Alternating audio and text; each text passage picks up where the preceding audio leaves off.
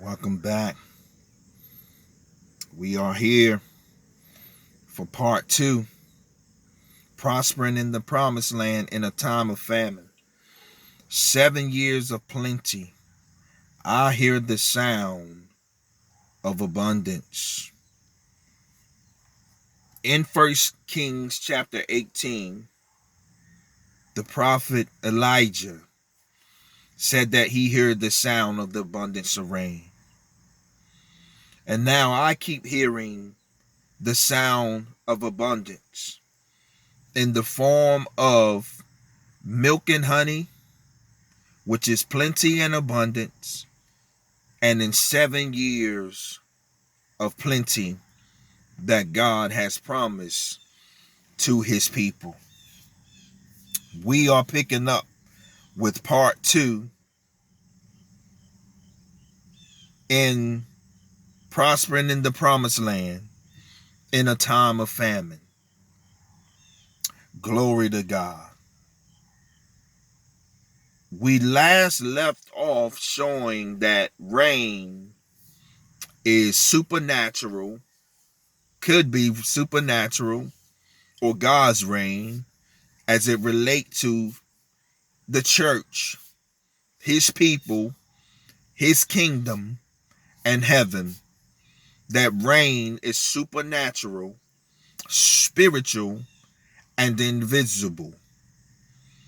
And though we can't see God's reign literally falling in our life visibly, when it comes to the supernatural, we can see it in the form of results or manifestations of his glory. And so we need to keep moving forward into manifestation. God has some rain for his people's life in this year of 2020. You can begin to receive your 7 years of plenty. And I'm reminded of a message I'm going to have to minister on. You're going to have to become a Joseph, not only to yourself, but to your family and to those connected to you, to friends, even to some strangers. As believers, we have to go get it and receive it, not just for ourselves, but we're blessed to be a blessing to others. I will hopefully get that message out to you soon. But we looked at, let's just go back to Deuteronomy 11 and 14 as we pick up in part two. That I will give you the rain of your land in his due season. The first rain and the latter rain, that thou mayest gather in thy corn and thy wine and thine oil. I see two things there. First, let's deal with the due season part of things. Because prophetic words always have a time and a place for fulfillment. It's for a person or for a people. This is a corporate body of Christ word. This word is yes for individuals who will use their faith personally, but this word is en masse. It's corporate. When Moses led the children of Israel to the promised land on this side Jordan, the Bible says it, prior to Joshua picking it up and taking them across the Jordan into the fullness of the promised land, he was leading and speaking to a large camp, a large army. This was a mass movement of God Almighty, Yahweh, the I am that I am. My God, I feel anointed right now. The first rain and the latter rain.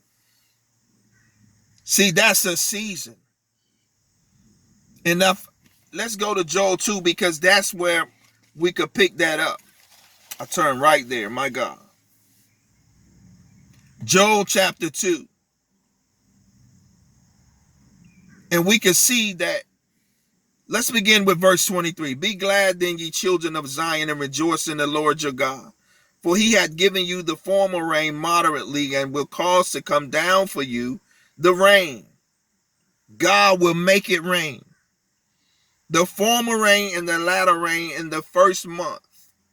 The first month already passed during Passover.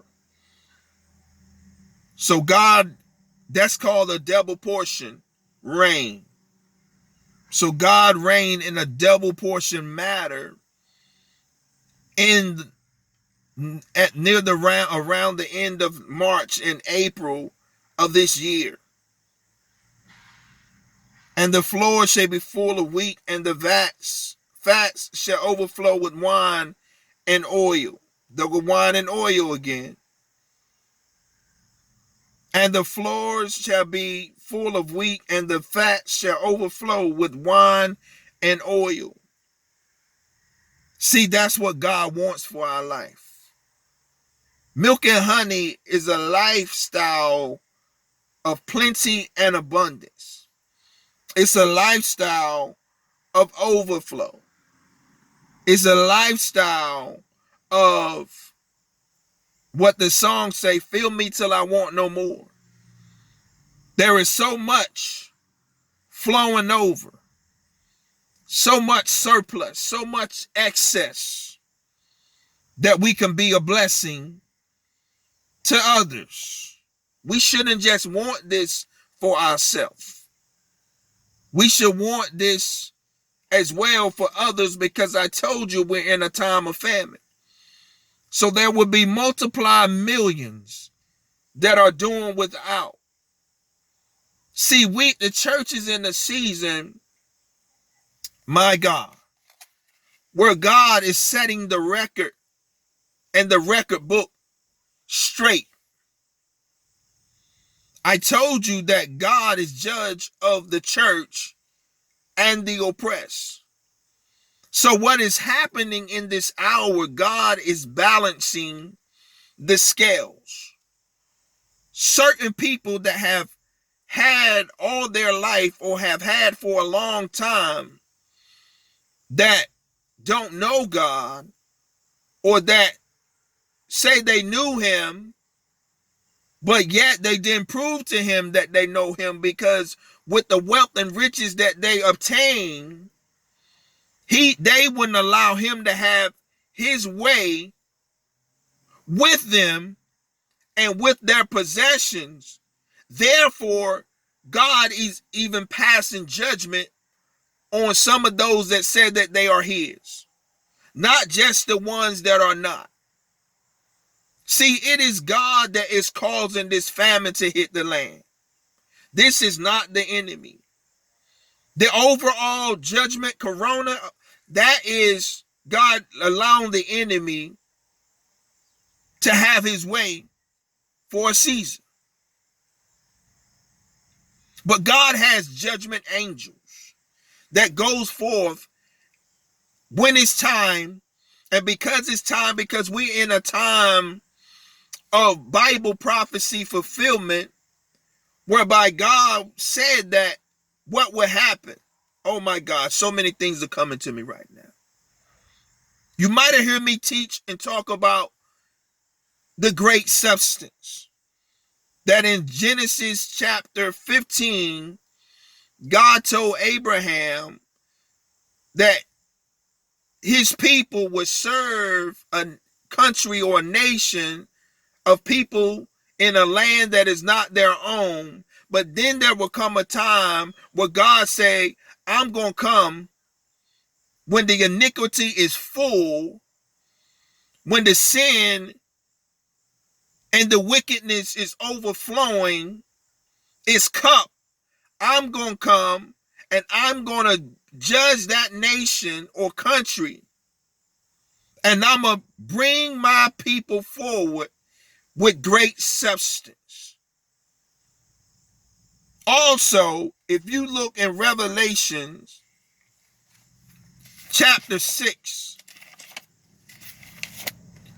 Revelation 6, hallelujah,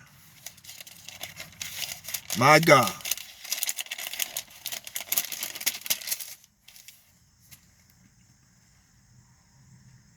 Verse 5, watch this. And when he had opened the third seal, I heard the third beast say, come and see.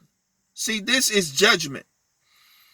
And I beheld, and lo, a black horse, and he that sat on him had a pair of balances in his hand. I just said God was coming to set the record straight and the record book. He's come to balance things. What is the balance? It's not a bad thing to be rich, because God has even promised his people and trying to bring us into milk and honey, plenty and abundance.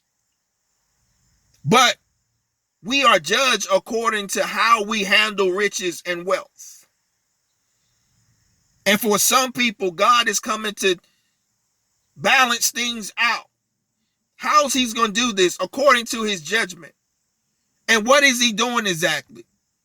He's judging those that have been rich, whether they was right with their riches or righteous with their riches or not. If they were wicked, he's come to judge. And those that have oppressed the poor and the needy, those that have oppressed the church, things that have been done against the church, the people of God, God is judge, and he's come to set the record straight.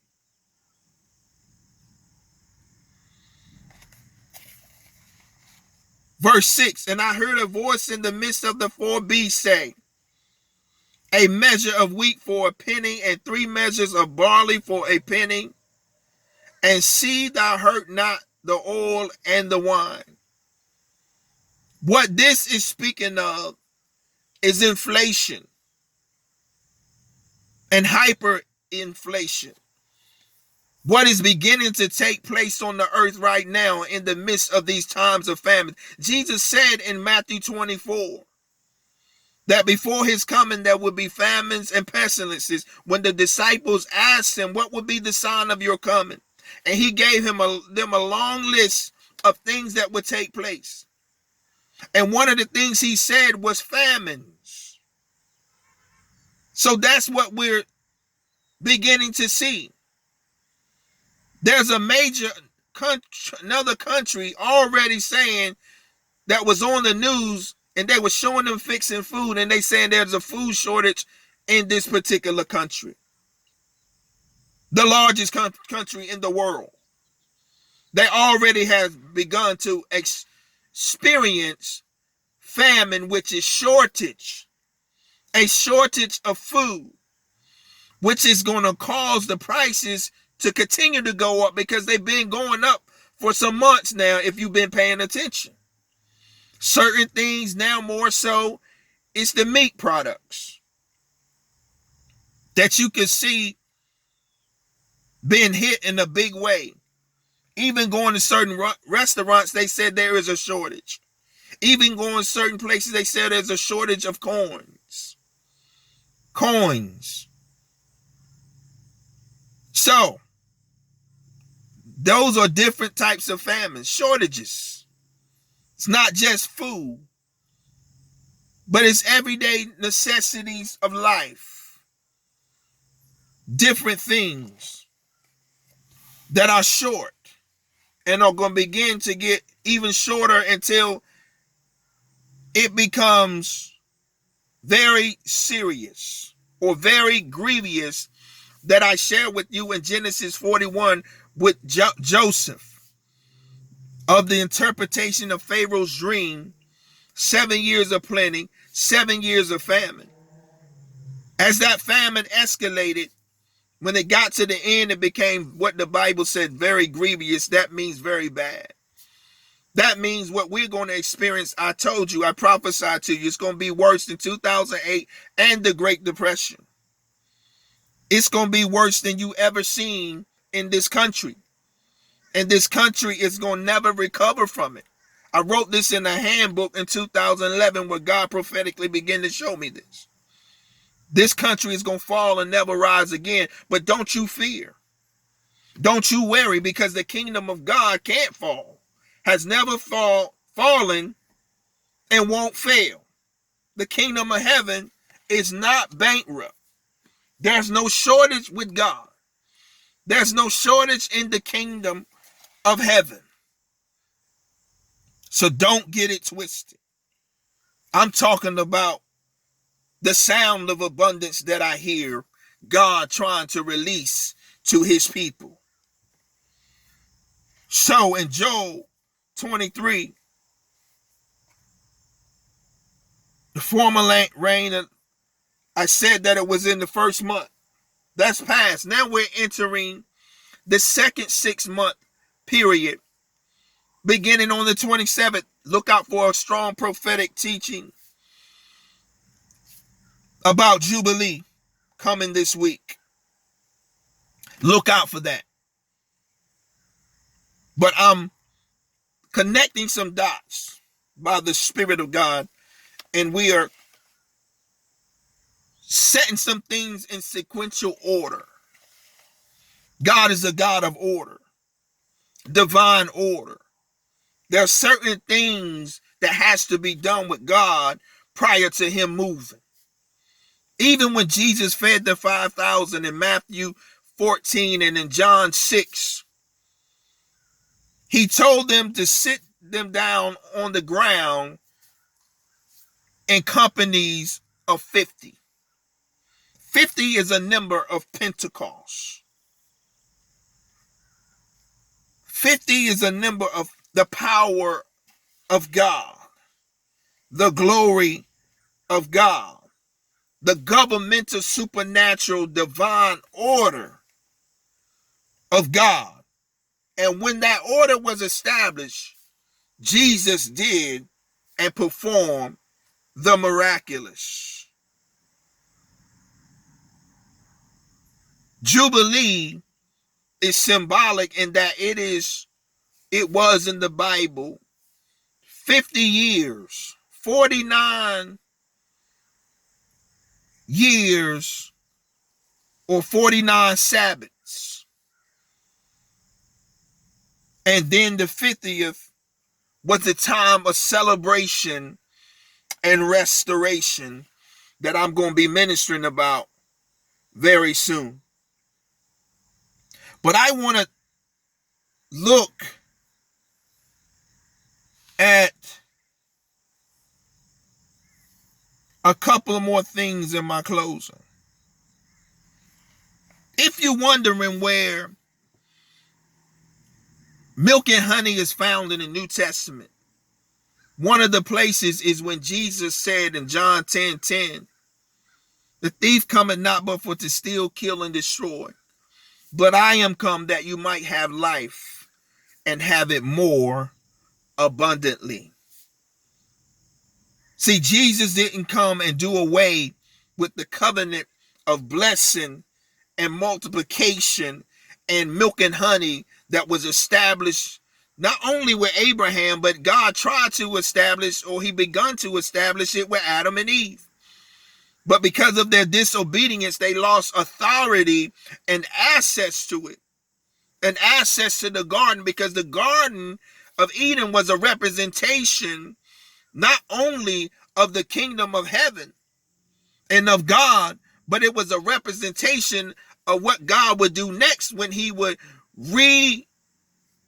represent or restore the garden in the form of the Promiseland of milk and honey. Now that garden was just a geographical small location compared to when God said, now when I restore it through Abraham, I'm going to give y'all the whole world, the whole land. Remember, he told Abraham to lift up his eyes and look north, south, east, and west, and as far as he can see, that I have given unto you. Oh, we're going to be going deep the rest of this year. Hallelujah. You might as well get ready. I'm ready to teach. Hallelujah. And I will restore the years. I will get back to that later about the restoration when we speak on Jubilee. But God has ordained the famine which is taking place on the earth right now. He is the one striking the earth and fulfilling Bible prophecy. And like I said earlier, balancing the scales for the church and the oppressed. So how do we get God to make it rain? How do we get God to make it rain? I want to go back to Deuteronomy 11 right quick. I'm almost done. Deuteronomy 11. Deuteronomy 11. Let me get over there. Deuteronomy 11. Verse. I want to start at verse 10. For the land whither thou goest in to possess it, milk and honey, is not as the land of Egypt, from whence ye came out, where thou sowest thy seed and waterest it with thy foot, as a garden of herbs. Watch this, my God, a garden of herbs. I just got through talking about the Garden of Eden. Now, God had created the Garden of Eden. He gave it to Adam and Eve. Now, when God always create provision and supply prior to us needing it. Everything we will ever need, want, and desire in this lifetime is already on or in the earth. It's already here. When God made man, he already made the Garden of Eden first. See, God don't wait till we need something, then try to figure out how to provide. He provides first. We just don't know where the provision coming from. But it's already there by faith. See, what God tell Abraham, leave thy mother's house, thy father's house, thy kindred, your land, and go to a country I will show you. Abraham had to get up by faith and move forward to a place that he didn't even know where he was going. But the provision of the land was already there. Abraham just didn't know where this land was, but this land was already existing. It was already in existence. But by faith, Abraham had to go where God was telling him. Just like the people of God, when he sent his servant of God, his apostle, apostolic prophets, to minister a word like this, you don't know how the manifestation is going to take place. Your job is to hear the word of the Lord just like Abraham. And go forward and move forward into a manifestation that you don't even know how it's going to take place. But on the way, God is only requiring of you that you use your faith and that you apply your obedience to instructions that come along with the prophetic word to tell you. Because when God gives you a prophetic word, he tells you what he's trying to do or want to do. Because faith comes by hearing and hearing by the word of God. Abraham didn't see the land, but God gave him a word so he could have faith to believe that there was a land. That it was out there somewhere, and that he would trust God to lead and to guide him to the place that he spoke to him of. And that's the same way with us with the promise. We walk by faith and not by sight. Peter stepped out of the boat and walked the water. No man had ever done that before prior to Jesus standing before him, who was doing it himself. And Peter saw him. Then he believed that he could do it, and he wanted to do it. And so he had to step out on the water by faith as well. Water that could drown him. He stepped out and stood on the impossible. Abraham rose up and went forward for the impossible, a land that he could not see, a promise that he heard it existed, but he didn't really know for certainty that it's there, because that's what real faith is. Real faith said that it exists, it is there, it is certain. The blessed assurance, Jesus is mine, Jesus is the word of God. So the promise is there even when I can't see it. But God, how are you going to manifest it? So that's where our obedience comes in, whereby we take the action that's required and qualified by God of us taking, so that God can bring the manifestation, because we have proved to him that we have faith and trusted him and have confidence in him by obeying.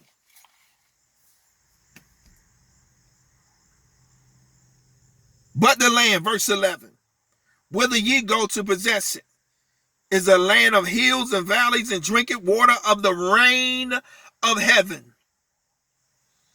See, God waters your land or your life from heaven.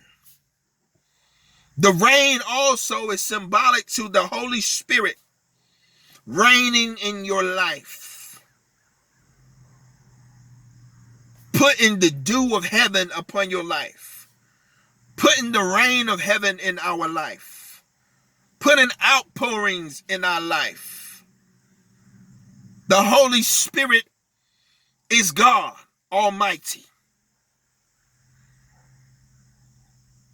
Let me get back to saying God made the provision for Adam. It was already there. But Adam had to tend to, or till, the Bible says, till the garden, in the garden. He was managing what God had gave him to manage. He was stewarding over the garden. He was taking care of what was already produced. But God had provided it supernaturally. But watch this. When he disobeyed the Lord and got in disobedience, he lost his authority. Not only did he lose his authority, but he lost his right to receive supernaturally from God.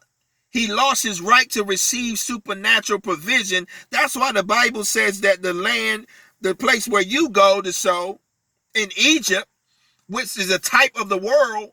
So that's just like us when we go to work naturally in the earth at a job or what have you. God has provided that. But the Bible talks about when Adam was cursed from disobedience, he worked by the sweat of his brow.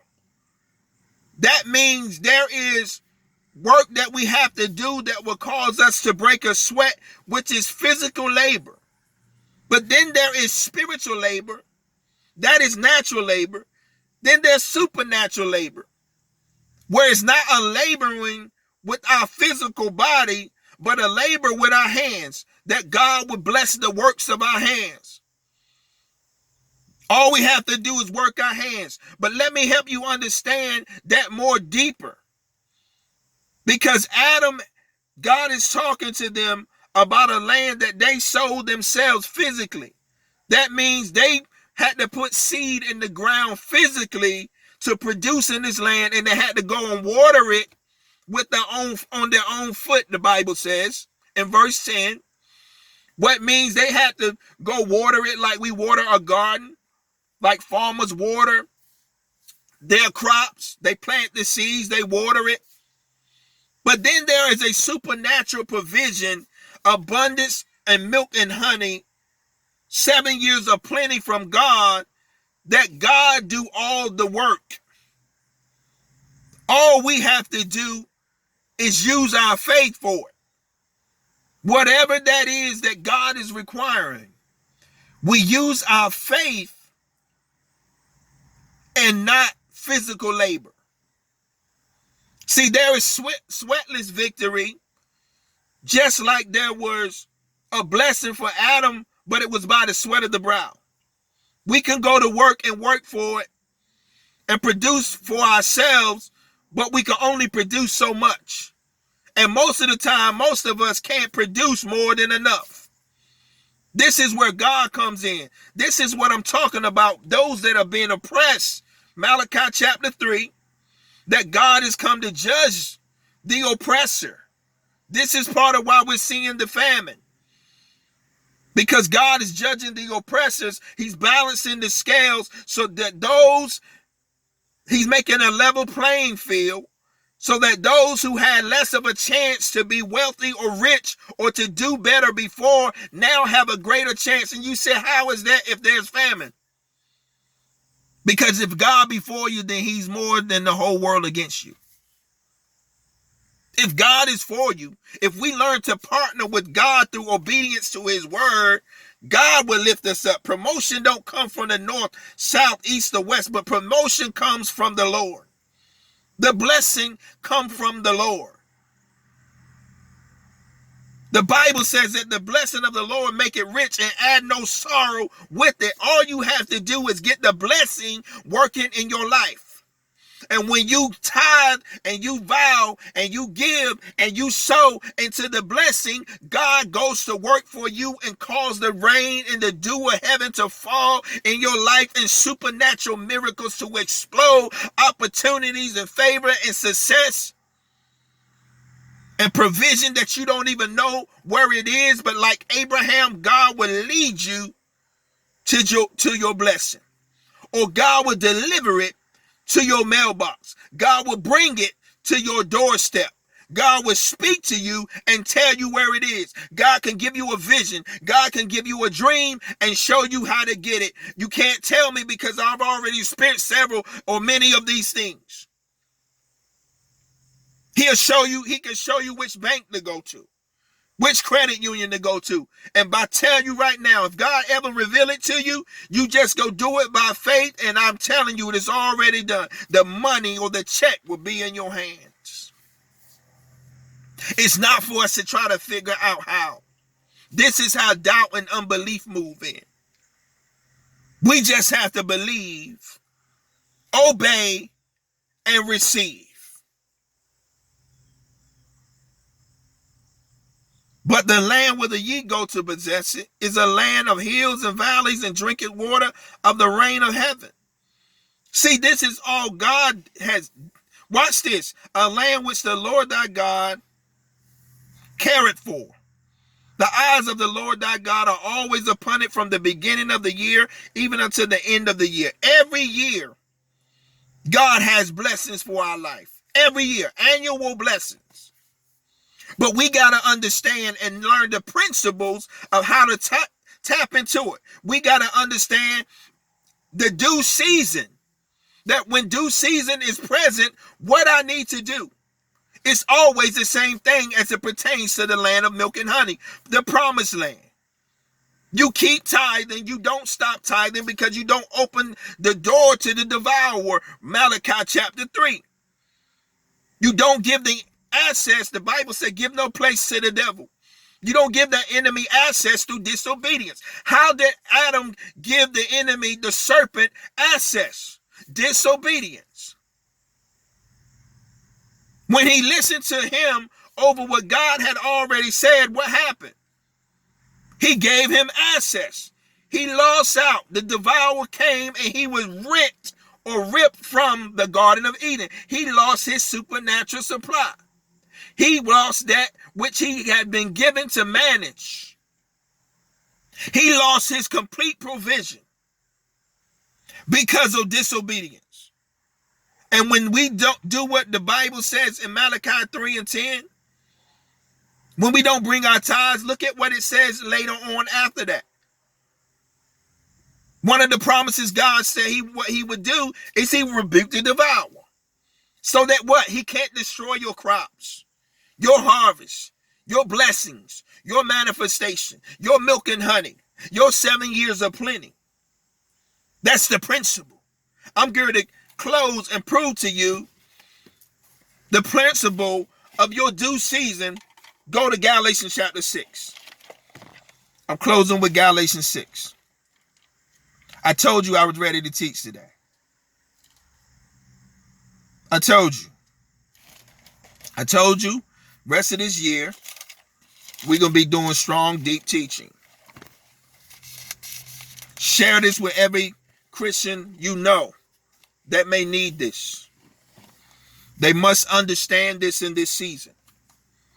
That was the principle of famine. I'm going to be going deeper, talking about famine and prospering in the promised land. I'm going even deeper. And I'm going to show you biblical examples, paradigms. I'm going to show you scenarios of the supernatural provision of God in a time of famine. Glory to God. Verse 7. Be not deceived. Galatians 6. God is not mocked. For whatsoever a man soweth, that shall he also reap. For he that soweth to his flesh shall of the flesh reap corruption. That's sin and disobedience. When we sow sin and disobedience, the Bible said all sin, unrighteousness is sin. All sin is unrighteousness. All disobedience is sin. All disobedience is unrighteousness. When we're using our faith and obeying God, we're walking and we're abiding in the way of righteousness, where God is, where his Holy Spirit is.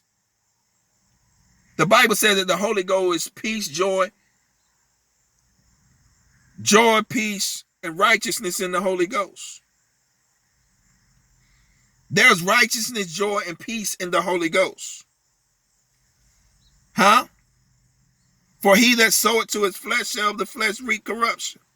But he that soweth to the Spirit shall of the Spirit reap life everlasting. What that means is when we obey spiritual things in God's word, principles, teaching, truths, laws, spiritual laws, statutes, judgments, that really means making the right decisions or good decisions. And it's always a good decision or a good thing to obey the Lord. There is always reward in obedience to God, but consequences to the disobedience. We reap corruption. We reap death, spiritual or physical. The wages of sin is death, so disobedience is sin. All sin is disobedience. All unrighteousness is sin and disobedience. So we only reap death, not just physical. There's different forms of death.